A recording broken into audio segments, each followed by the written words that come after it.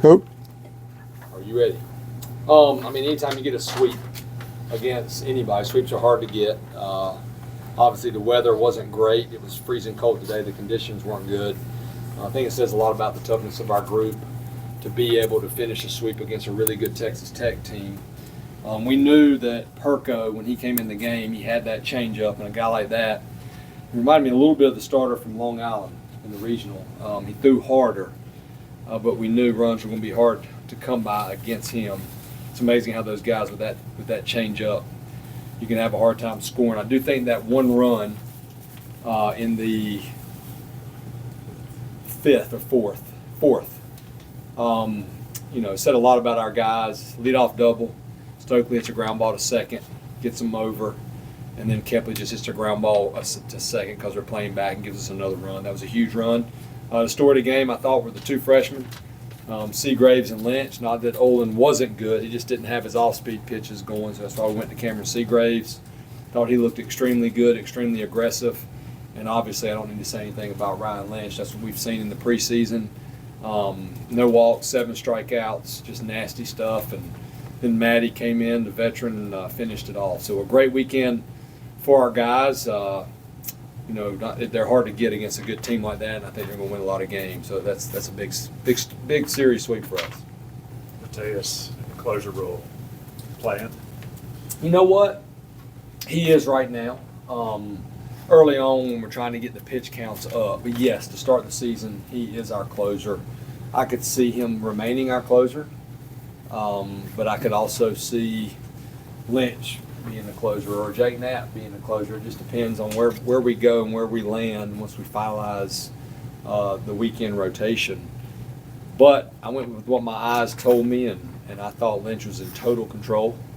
That's why I sent him back out there. I just said if we get a base runner, we'll go ahead and go to the veteran, Maddie. And then he went 3-0, and then I thought he did a really good job of 3-0, fastball right down the middle, and then the ball just hopped out of Andy's glove.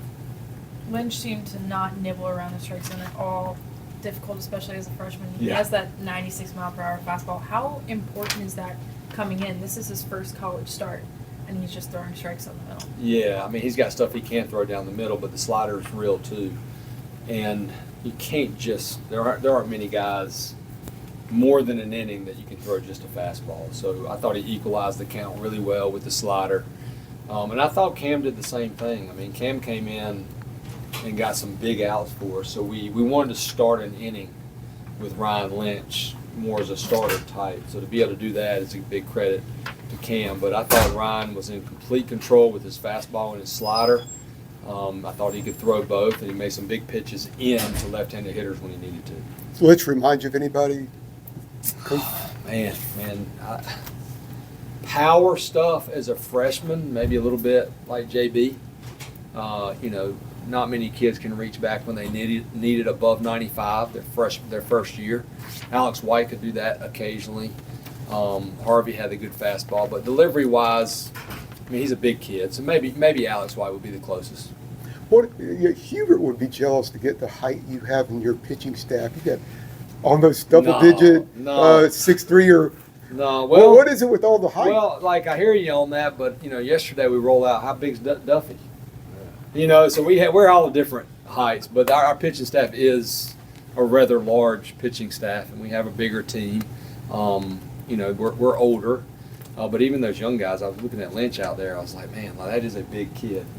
But I just say Coach Gaines, you must be picky because he was a big pitcher. That's the only thing I can answer to that. What do they all bring to your staff? That many tall pitchers. What does that do for your staff? I don't think it's tall. It's just different looks with stuff. We're going to recruit the best pitcher, period, no matter their height. So really we're looking for pitchers to be different.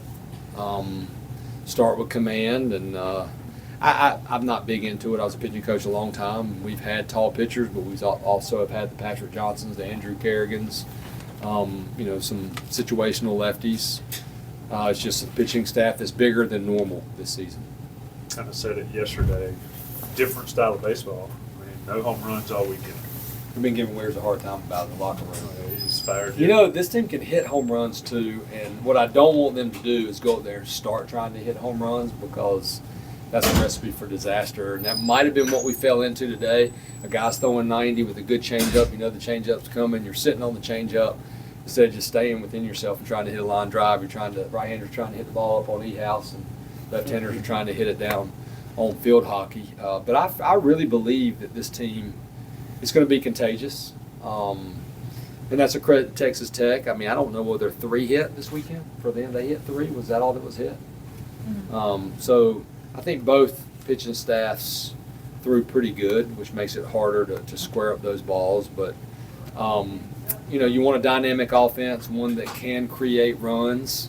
But I do feel like we're going to hit more home runs than – I don't think this weekend's a big telltale for that, honestly.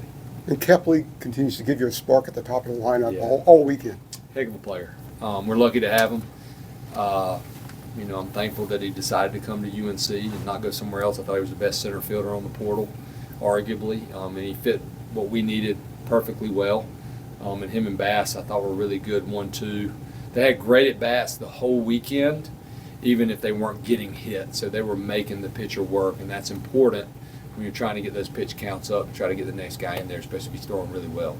Gavin, the only guy in this lineup not to get hit this weekend, but he's giving you a lot at third base defensively. Yeah. I mean, the hitting will come, but what have you seen from him defensively? Yeah, well, I told her, that's it. Like, don't let it carry out there. That's a sign of maturity.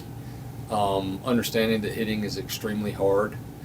We preach and we drill into these guys the process straight from Nick Saban's playbook of, like, it doesn't matter that we opened up with a sweep. It doesn't matter that, Lynch, he pitched great, but after he takes a shower, he's got to wake up tomorrow and it's over, good or bad, especially early in the season. So, I'm the last guy I'm concerned about is Gavin Galler. He's a guy that'll be in our lineup, and when it's all said and done at the end of the season, I think he's going to have some of the best numbers of any hitter on our team. You had a big mix of veteran arms that are coming back from injury, Yeah. and then young guys, and a really low walk rate from your pitchers. How important is that to have this early in the season?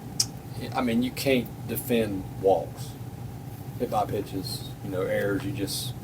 Those are going to make you lose a lot of games. And if you're in the zone with the stuff that our guys have, and our defense is extremely capable, I think it's going to be hard to beat us. I think you're going to have to scratch and claw for runs. And if we get a lead, that can be suffocating. They're really good arms that didn't pitch. Cam Pageant, they didn't pitch this weekend. So that's what's exciting too. We have other guys that didn't pitch. They're going to make their season debuts this week. Hopefully, we can get 5 games in. I try not to look at the weather too much. Somebody saying something about snow, but I'm just going to enjoy, going home and watching us beat Syracuse today. Going back to that run in the fourth, those 2 ground balls, little things, but really important. Yeah. What does that say about the offensive identity of this team moving forward? They've bought in, and they know, hey, they're not dumb. They know that Ryan Lynch is out there throwing. He's throwing well. He's in complete control. And every run, you want to have a big inning, but sometimes a guy out there's matching your guy. And to scratch for that run, we're always, as the game gets on, we're trying to get to a 4-run lead, and we'd like to get to a 5, so we can get above that grand slam swing. But that's the type of team we have so far, a really unselfish group, and that's a good sign. I think it's kind of a small thing, but Madera, I think it was a backhand grab, throw on the run over to first. Hunter made the Good play. dig. Having that, moving him to shortstop, but having that defense up the middle, Yeah. what does that kind of say, kind of center the whole defense? That you said it well right there. Our pitchers are in the zone because they know if the ball's put in play, they feel good that we're going to make the play behind them in the outfield and in the infield, and obviously behind the plate. And knowing that gives you more freedom as a pitcher to not worry about if I give up hard contact, we may not make a play. So our guys are going to make plays. I've always thought Ahmad's a shortstop. We just played 2 shortstops last year, one at second and one at short. And again, Gavin was a high school shortstop. Andy was a high school shortstop. And Madera was. So, and Stokely's really good over there. He's going to make those good digs. That ball just kind of hopped up on him on the wet grass. And besides the last ball that Vandy just told me, I just booted it. So he said he did. That didn't happen much, which is good for us. But I feel good about our defense for sure. That trio of freshman arms, going back to that a little bit, it looks like they're going to get a lot of high leverage innings and see some time in important situations. 100%. Yep. I'm not that big into the freshman thing. I'm watching college football and college basketball. I mean, how many college basketball players are one and done? If these guys, if we could be one and done, we would have some one and done. Thank goodness we don't. But the talent level's a talent level, and they work. And I'm going to put the best guys out there. I don't care what year they are or how long they've been here. And those three in the preseason showed us that they are three of our best pitchers. So we have to utilize them in whatever way we can. And credit to Coach Howell and Coach Gaines, we strategically built Lynch's pitch count up, McDuffie's pitch count up, and even Seagrave's early. And then we prepared Seagrave's more for coming out for that 1 or 2 inning stint to try to just wipe you out. And then we had Lynch and McDuffie ready to go behind guys to make sure. Because early on, your starters, your pitch counts, they're a little bit lower. And with Olin, I didn't feel like he was getting enough swings and misses, and it was a very important part of the game. So we went to Seagrave right there. But I still really believe in Olin Johnson. Maybe not the loudest Teamwork. weekend from him, but Rom Kellis, Yeah. when you kind of talked preseason, you said that he was the leading candidate. And I think, obviously, he played pretty well this Yeah. weekend. How does he round out that outfield? I think he's going to only get better in the outfield and offensively. I mean, if you look at our lineup, we played in the top 5, only one is a returner for us. So Kepley's a new player, Bass is a new player, Kellis is a new player, and Angelo. And for them to have solid at bats, to not let it be too big. Even Kepley, he played at Liberty, but he grew up in this state, and this is a big deal for him. I could tell early on he was doing some things that we didn't expect him to do, and going out in the zone a little bit, which he doesn't usually do. And then we had some of the older guys down the order, and we had some other really good hitters that didn't get in there that are going to get in there this week. So, I'm excited for all of them. Appreciate it. Thanks, Good. Coach. Thank y'all. Coach. Coach. Congrats. Okay, you seem to be settling in pretty quickly, bringing a big spark to the top of the lineup. Can you talk about your first series as a Tar Heel? It went well. I had a good time playing. Always good to be in the Carolina Blue, playing here, and get to play with all my teammates and stuff. And they've been a really good fit for me, and being able to lead off the team is something I've always been able to do. Being able to do it here is a cherry on top, definitely. How many texts did you receive about the catch yesterday and making number 2 on top 10 plays on ESPN? Yeah, I got a good bit of text, but I kind of drowned them out. I wanted to focus on the game, so yeah, a good bit, but I didn't really look at them yet. So you don't like the attention? Not really. Nah, especially when I've got a game coming up. So I mean, they definitely came, but I'll worry about that later. Can you and I kind of talked about learning the outfield wall, how it's different every outfield you play. Do you think now with getting really far back and getting, the home run robbery, you're starting to definitely settle into that outfield? Yeah, I mean, definitely that part of the field I'm kind of used to playing at Liberty. It's been pretty deep over there. It's what I was kind of talking about is the kind of right center gap is kind of more in, and getting to learn that it was a challenge definitely. But I've definitely settled in pretty well, and I know how to get back on balls and get to the wall and time up stuff. So yeah, it's all been a challenge for me, but I'm ready for it. Some outfield heroics from you and Tyson, and then just some stalwart outfield play from Rom. How is it playing with the two of them? It's really good. I mean, Tyson's a center fielder through and through, and he's in the right, so I know he's got me over there, and Rom's still learning, but he played really well this series too. So it's been really good playing with them, and knowing that they got my back and I got theirs. Coach Forbes said, go ahead. You have a pretty interesting pre-at-bat routine where you kind of squat down and lay the bat down. Walk me through how you got that and what the process is.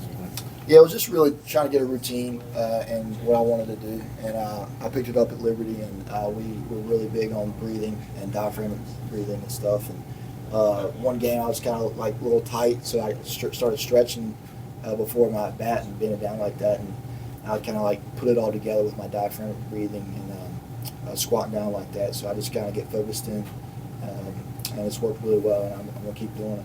Yeah. Coach Forbes said he felt like you trying to do a little too much in the first couple of bats you had yesterday, but you settled in. Just sort of talk about the mental mindset of being in Carolina, being ready to go. Oh yeah, I was excited, definitely. I wanted to get going. I want to get the back moving and get the guys going as well. So I was definitely excited. I was a little too quick, but he reminded me to slow it down, and that's when I got my single in the gap. So yeah, it's really slowed my feet down and being ready for any type of pitches throwing and be able to hit the ball all field. Yeah, I was excited for it. I was expected. Once you got that single through the gap, did you feel any sense of relief, or was it kind of like, I've done this before, let's move on? There was definitely relief. I mean, I was waiting for that moment, and I finally got it in the first game. So yeah, it was definitely relief. But after that, it's all baseball. So I was kind of all right with it. Kane, Coach talked about that run in the fourth that you drove in being a big point in the game. Just considering that y'all didn't hit a homer this weekend, do you think that run, kind of small ball manufacturing run, was emblematic of y'all's approach and how you were able to execute and manufacture runs at the plate? Oh, 100%. I mean, our lineup can do it all. I mean, we're going to hit some home runs this year, don't worry. But when our lineup's doing that, small things right, we're going to be a really scary team to play and scary offense to face, definitely. So, yeah, the home runs will come, but if we can win games like this, we're going to be pretty good, in good shape.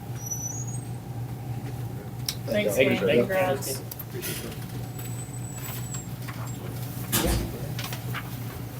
Ryan Lynch? Yeah.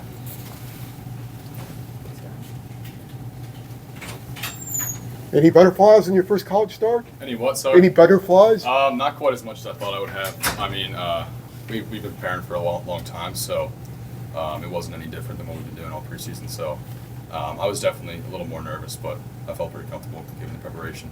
It seemed like you had your good fastball and you're staying in the zone. Can you talk about your approach today? Yeah, I mean, I've been working on delivery a lot with Coach Gaines, and a lot of it's just confidence-based.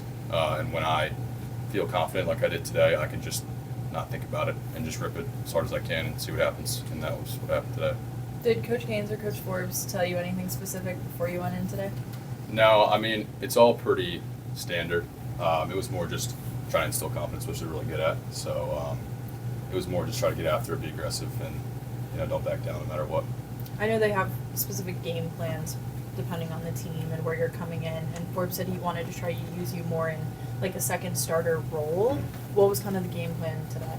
Well, to be honest, I didn't really have an idea when I was throwing today, but I got my name called and I was getting ready, and I'm glad I was able to go as long as I did. I wish I could have closed it out, but that's what Maddie's for, and it was a lot of fun. And You seemed I'm fine with whatever role. You seemed really fired up on the mound. Can you just kind of Yeah. walk me through those emotions? Yeah, I'm not usually very animated, and just being out there and having fun was great, and evoked some things out of me. But it was good to be able to have fun and not be too tight up there, and it was fun.